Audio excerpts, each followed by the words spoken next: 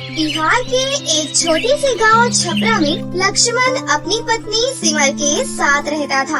लक्ष्मण की 3 बेटियां थी, तन्वी, त्रिशा और माया। सिमर चौथी बार फिर से मां बनने वाली थी। वो प्रेगनेंसी के लास्ट स्टेज से गुजर रही थी। उसका 9वां महीना चल रहा था, लेकिन फिर भी सिमर की सास हमेशा सिमर को बेटा ना होने के ताने दिया करती थी। ऐसे ही एक दिन, हे ऊपर वाले, ना जाने कैसी बहू आई है इस घर में। इस मनहूस के घर में आते ही हमारे तो भाग्य ही फूट गए। मैं कब से अपने पोते की किलकारी सुनने को तरस रही हूँ, लेकिन मुझे लगता है अब मुझे पोते का मुंह देखे बिना ही ऊपर जाना पड़ेगा। ऊपर जाए आपके दुश्मन माँ जी। और हाँ, लेकिन बेटा बेटी तो ऊपर वाले के हाथ में ही होता है ना। चुप कर मनहूस, मुझसे जुबान लड़ा रही है। अरे अगर हमारे जमाने में शादी करके आई होती तो पता चलता। हमारे जमाने में तो बेटी होने पर लोग अपने बेटों की दूसरी शादी कर देते थे और पहली पत्नी को घर से निकाल फेंकते थे। तो शुक्र मना ऊपर वाले का कि तुझे अब तक इस घर में रहने के लिए छत मिली हुई है। और हाँ, इस बार अगर तुझे लड़की ही हुई तो मैं सच में तेरी बेटियों के साथ तुझे भी घर से निकाल फेंकूंगी और अपने बेटे लक्ष्मण की दूसरी शादी करवाऊंगी। हाँ समझी? अब जा यहाँ से। इतना बोलकर उसकी सास वहाँ से चली जाती है। हे ऊपर वाले, मेरी ममता की लाज रखना। मैं अपने पति के बिना नहीं जी सकती। अब तू ही कोई रास्ता दिखा।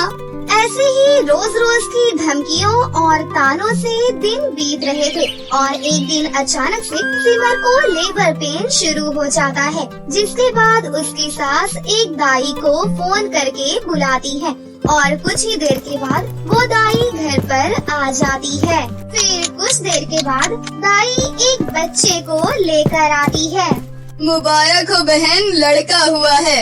आखिरकार ऊपर वाले ने मेरी सुन ली। अब जल्दी से मेरे पोते को मेरी गोद में दे दो। ला दे मेरे पोते को। अरे इसके लिए तो मैं बहुत तरसी हूँ। मेरे घर का चिराग आ गया, मेरा सोहन आ गया। आज से तेरा नाम सोहन है। सुनिए, वो सिमरन की तबीयत ज्यादा ही खराब है। उसे जल्दी से किसी बड़े हॉस्पिटल में भर्ती करा लीजिए, वरना कुछ भी हो सकता है। अरे कुछ नहीं होगा उसको, तुम्हें दिखाई नहीं दे रहा? मेरे घर में मेरा पोता आया है, अच्छा ही होगा सब कुछ। अपने भाई की खबर सुनकर तीनों बहनें भागी भागी अपनी दादी के पास आती है और कहती है, दादी मेरा भैया आया है, मुझे भी भैया को दिखाओ ना। मेरी गोद में भी दो ना भैया को। चल भाग जा करमजली, मैं तुम मनहूस माँ बेटियों का साया अपने पोते पर नहीं पड़ने दूंगी। खबरदार जो मेरे पोते को हाथ भी लगाया तो। दादी की डांट सुनकर तीनों बहनें अपनी माँ के पास जाकर उससे बोलती हैं। माँ देखो ना, दादी भैया को मुझे देखने भी नहीं दे रही। माँ आप कुछ बोलती क्यों नहीं? माँ माँ माँ उठो ना माँ। दादी दादी जल्दी आओ, देखो ना माँ को क्या हुआ। माँ कुछ बोल क्यों नहीं रही है? माँ आंखें खोलो ना माँ। जरा अंदर जाकर देख तो सही, कलमुही क्यों शोर मचा रही है? मेरा पोता सो रहा है, जा देख तो क्या हुआ है। जब दाई सिमर को देखने जाती है तो वो दंग रह जाती है और भागी भागी सिमर की सास के पास जाती है। अरे वो सिमरन अब इस दुनिया में नहीं रही। ये सुनकर तीनों बहनें फूट फूट कर बहुत रोती हैं, लेकिन उसकी दादी को कोई फर्क नहीं पड़ता। वो अपने पोते को लेकर ही खुश हो रही थी। ऐसे ही दिन बीतता जाता है। सिमरन के मरने के बाद दादी सोहन को तो खूब लाड प्यार करती थी, लेकिन तीनों बहनों पर बहुत अत्याचार करती थी।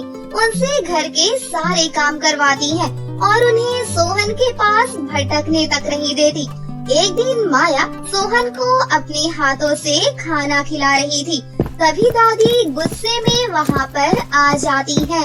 अरे डायन, मेरे पोते को क्या खिला रही है? तेरी हिम्मत कैसे हुई मेरे पोते को छूने की भी? चल दूर हो जा यहाँ से और जाकर घर का काम कर। पर दादी मैं तो भैया को बस खाना ही खिला रही हूँ। एक बार बोल दिया ना, भाग यहाँ से। ये सुनकर माया उदास होकर वहाँ से चली जाती है। आजा मेरा बेटा, मैं तुझे अपने हाथों से खिलाऊं। नहीं दादी, मुझे दीदी के हाथों से ही खाना खाना है। इतना बोलकर रोते हुए सोहन वहाँ से चला जाता है और फिर रात में जब वो सोता है तो उसे बहुत तेज बुखार आ जाता है।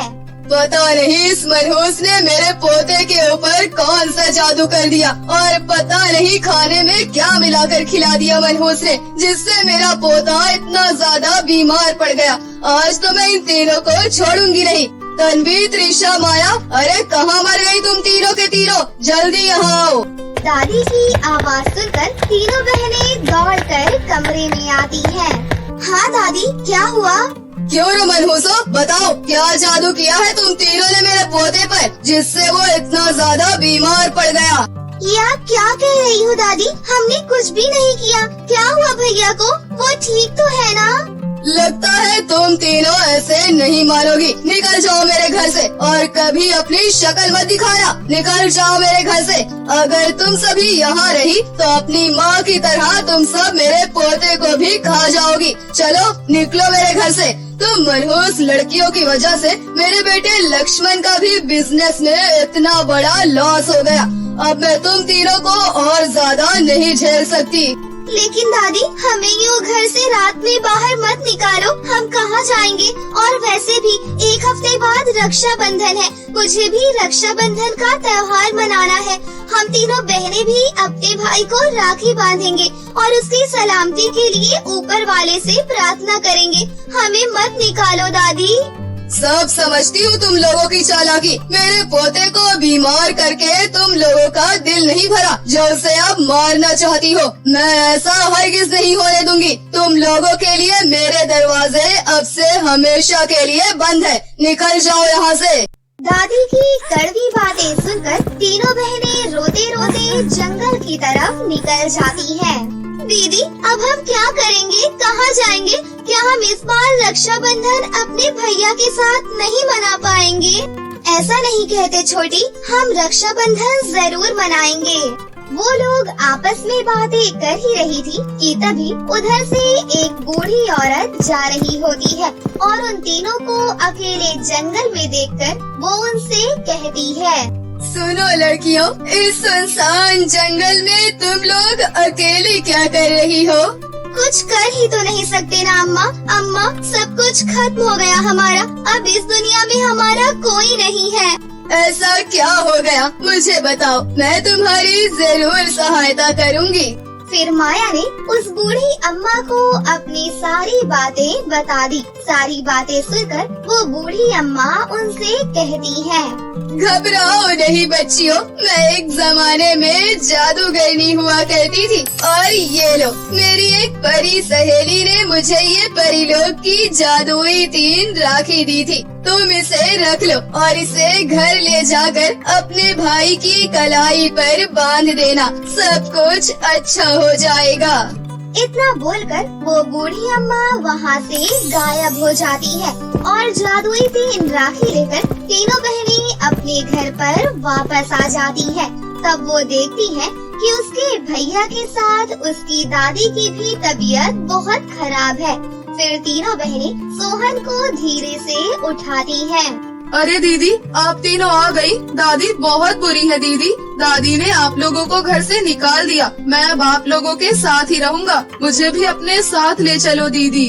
भैया, ऐसा नहीं बोलते। दादी आपको बहुत प्यार करती है, इसलिए आपकी इतनी फिक्र करती है।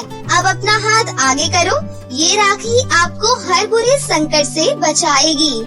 फिर तीनों बहनें एक एक करके सोहन की कलाई पर जादुई 3 राखी बांधती हैं। राखी बांधते ही सोहन एकदम ठीक हो जाता है। हे परीलोक की जादुई 3 राखी, अपने जादू से अब मेरी दादी को भी ठीक कर दो। माया के इतना कहते ही उसकी दादी भी बिल्कुल ठीक हो जाती है और फिर उन जादुई 3 राखी से बहुत सारी तरह तरह की मिठाइयाँ और रुपए पैसों की बरसात होने लगती है। कुछ ही पलों में उनके घर में रुपए पैसे और मिठाइयों का ढेर लग जाता है। ये सब देखकर दादी को अपनी गलतियों पर बहुत पछतावा होता है। मुझे माफ कर दो बच्चियों, मैं बहुत गलत थी। मैंने हमेशा बेटा बेटी में फर्क किया, लेकिन आज मुझे समझ आ गया है। आज तुम लोग नहीं आती तो जाने क्या अनर्थ हो जाता। तुम लोग वाकई में इस घर की लक्ष्मी हो। चलो अब जल्दी से ये पैसे और मिठाइयाँ बाहर गरीबों में बांट देते हैं। तुम लोग वाकई इस घर की लक्ष्मी हो। इतना बोलकर दादी चारों बच्चों को गले से लगा लेती है और फिर सभी लोग हंसी खुशी से रक्षाबंधन का त्योहार मनाते हैं और एक साथ मिलजुल कर रहने लगते हैं। एक बार की बात है, किसी गांव में रमन नाम का एक व्यक्ति अपनी पत्नी और छोटी बहन सांची के साथ रहता था। वो लोग बहुत ही गरीब थे। रमन खेती बाड़ी करता था और उससे जो फसल होती रमन उसे बाजार में बेच देता। उन पैसों से उनका गुजारा बहुत मुश्किल से होता था। राखी का त्योहार आने वाला था, लेकिन सांची के पास जरा भी पैसे नहीं थे। इस बात से परेशान सांची सोच रही थी कि राखी का त्योहार आने वाला है और मेरे पास राखी खरीदने के लिए जरा भी पैसे नहीं हैं। अब मैं क्या करूं? ये सोचते सोचते वो जंगल में चली जाती है, लेकिन तभी उसकी नजर जमीन पर पड़ी हुई एक राखी पर जाती है। वो उस राखी को उठा लेती है और बोलती है, अरे ये राखी यहाँ किसने फेंक दी? लेकिन तभी अचानक उस राखी से एक आवाज आती है, सुनो लड़की, मैं एक जादुई राखी हूँ। बताओ मैं तुम्हारी क्या मदद कर सकती हूँ? ये सुनकर सांची हैरान हो जाती है और उस जादुई राखी को सारी बात बता देती है। ये सब सुनकर जादुई राखी को सांची पर बहुत तरस आता है और वो उससे कहती है, तुम चिंता मत करो, मैं तुम्हारी मदद करूँगी। तुम मुझे अपने भाई की कलाई पर बांध देना। उसके बाद तुम मुझसे जो भी मांगोगी वो सब पूरा हो जाएगा। ये सुनकर सांची बहुत खुश हो जाती है और उस जादुई राखी को लेकर अपने घर चली जाती है। फिर रक्षाबंधन का दिन आ जाता है और सांची अपने भैया की कलाई में वो जादुई राखी बांध देती है। वो राखी देखकर उसके भैया सांची से पूछते हैं, अरे सांची, तुम्हारे पास राखी खरीदने के लिए पैसे कहाँ से आए? उसके बाद सांची अपने भैया और भाभी को सारी बात बता देती है।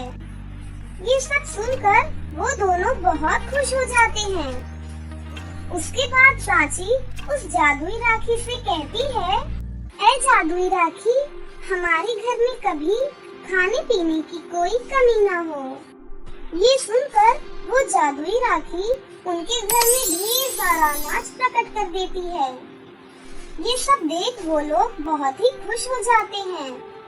उसके बाद रमन वो अनाज बाजार में जाकर बेचता है और धीरे धीरे वो लोग बहुत ही अमीर हो जाते हैं और साथ ही वो लोग गांव के सभी गरीब लोगों की मदद भी करते हैं। ये देख गांव के सभी लोग बहुत ही हैरान हो जाते हैं कि रमन के पास इतनी दौलत कहां से आ गई। उसी गांव में एक राजू नाम का व्यक्ति भी रहता था जो रमन से बहुत जलता था। अरे इस रमन के पास इतने पैसे कहाँ से आ गए? मुझे पता करना होगा कि आखिर माजरा क्या है। फिर एक दिन राजू चुपके से रमन के घर की खिड़की में से झांक रहा था। तभी वो देखता है कि सांची और रमन उस जादुई राखी से अनाज मांग रहे हैं। ये सब देखकर उसे सब पता चल जाता है कि ये सब इस जादुई राखी का कमाल है। फिर उसके दिमाग में एक आइडिया आता है और जब रमन के घर में कोई नहीं होता तो वो चुपके से जाकर उस जादुई राखी को चुरा लेता है और उसे लेकर अपने घर आ जाता है और उस जादुई राखी से बोलता है, ऐ जादुई राखी, चल जल्दी से मुझे ढेर सारा अनाज दे। लेकिन उस जादुई राखी पर उसका असर उल्टा होता है और उसके घर में जो बचा कुचा अनाज था वो भी गायब हो जाता है और वो लुट जाता है। फिर वो जल्दी से रमन के घर पर चला जाता है और उसे जादुई राखी लौटाते हुए सारी बात बता देता है। रमन भाई, मुझे माफ कर दो। मैंने लालच में आकर इस जादुई राखी को चुरा लिया था, लेकिन मेरा सारा अनाज गायब हो गया। अब मुझे बताओ कि मेरा अनाज वापस कैसे आएगा? रमन उसकी सारी बात सुनता है और फिर कहता है, भाई, तुमने लालच की और तुम्हें उसकी सजा मिली। अब मैं कुछ नहीं कर सकता।